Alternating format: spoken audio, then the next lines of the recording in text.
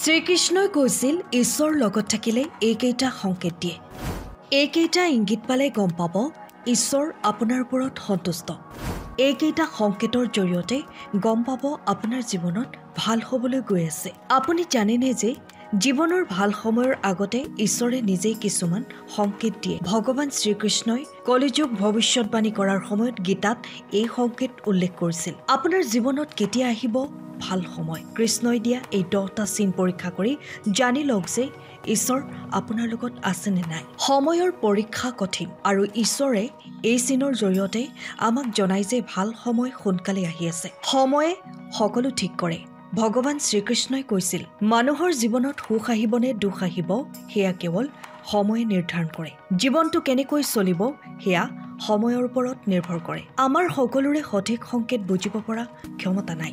ব্ৰহ্ম মুহূৰ্তত ঈশ্বৰৰ দৰ্শন। ভাগৱত গীতাত বৰ্ণিত হৈছে যে এবাৰ নাৰদ মুনিয়ে ভগৱান বিষ্ণুক লগ পাই সুখ দুখৰ লক্ষণবোৰ কেনেকৈ বুজিব পাৰি বুলি সুধিছিল। ভগৱান বিষ্ণুৱে কৈছিল যে ব্ৰহ্ম মুহূৰ্তত সপোনত ঈশ্বৰক দেখাটো এক বিশেষ লক্ষণ। ইয়াৰ অৰ্থ হ'ল জীৱনত সমৃদ্ধি আহি আছে। পূজাৰ সময়ত ফুল সৰি পৰা। পূজাৰ সময়ত যদি ফুল মাটিত পৰি যায় তেন্তে সেয়া ঈশ্বৰৰ আশীৰ্বাদৰ ইংগিত। ইয়াত কোৱা হৈছে যে আপোনাৰ জীৱনলৈ ভাল খবৰ আহিবলৈ ওলাইছে।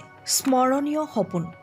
যদি আপুনি ৰাতি কোনো সপোন দেখে যিটো আপুনি সম্পূৰ্ণৰূপে মনত পেলাব পাৰে আৰু সেয়া আপোনাৰ জীৱনৰ সৈতে মিল খায়, তেন্তে নিশ্চিত যে ঈশ্বৰ আপোনাৰ লগত আছে আৰু আপুনি ভাল সময় পাৰ কৰিবলৈ গৈ আছে। শুদ্ধ সিদ্ধান্ত। যদি হঠাৎ লোৱা সিদ্ধান্তবোৰ বাৰে বাৰে সঠিক হয় তেন্তে ই প্ৰমাণ কৰে যে ঈশ্বৰ আপোনাৰ লগত আছে। আপোনাৰ প্ৰতি তেওঁৰ বিশেষ কৃপা আছে। ইতিবাচক চিন্তা। যদি আপুনি কাৰোবাৰ ক্ষতি কামনা নকৰে আৰু বেয়া পৰিস্থিতিটো সদায় ইতিবাচক চিন্তাত মনোনিৱেশ কৰে তেন্তে সেয়া ঈশ্বৰৰ বিশেষ কৃপাৰ চিন। অযুক্তিকৰ আনন্দ।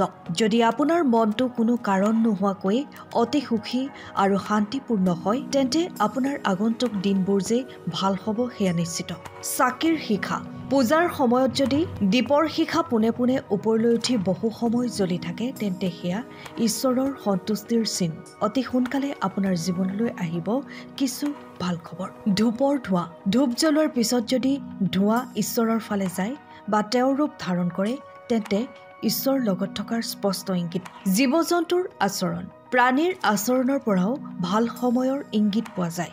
উদাহৰণস্বৰূপে যদি কোনো চৰাইয়ে আপোনাৰ ঘৰৰ ছাদত গছৰ গুটি পেলাই দিয়ে বা মেকুৰীয়ে ঘৰত সন্তান জন্ম দিয়ে তেন্তে সেয়া আপোনাৰ বাবে ভাল সময়ৰ ইংগিত। যদি কেতিয়াবা আপোনাৰ জীৱনত এই চিনবোৰ দেখা দিয়ে তেন্তে জানি থওক যে বেয়া সময়ৰ অন্ত পৰিছে আৰু ভাল সময় আহি আছে। ভিডিঅ'টো ভাল লাগিলে লাইক কৰি কমেণ্টত জয় শ্ৰীকৃষ্ণ লিখক আৰু চেনেলটো ছাবস্ক্ৰাইব কৰক। ধন্যবাদ।